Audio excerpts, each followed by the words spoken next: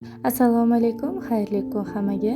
Demak, nonushta uchun semirtirmaydigan shirinlikxo'rlar uchun dieta vaqtida ham iste'mol qilsa bo'ladigan ovsyankali blinchik va uni nachinkasini tayyorlashni o'rgataman. Demak, bizga kerak bo'ladi 1 dona tuxum, 2 osh qoshiq ovsyanka uni, 1 osh qoshiq zaytun va 1 chimdim tuz.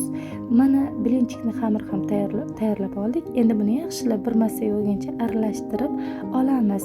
Endigi navbat uni nachinkasini tayyorlashga. Nachinkasiga bizga kerak bo'ladi 2 choy qoshiq kakao, 1 choy qoshiq asal va iliqdan issiqroq suv kerak bo'ladi.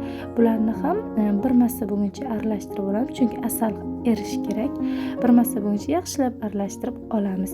Men o'sha blinchiklarni pishirib oldim va bemalol nachinkasi bilan qo'shib ertalab nonushtaga iste'mol qilsangiz bo'ladi. Bu oqsillarga boy, semirtirmaydigan shirinlikni ehtiyoji baland insonlar bemalol nonushtaga iste'mol qilsa bo'ladi. Yoqimli ishtaha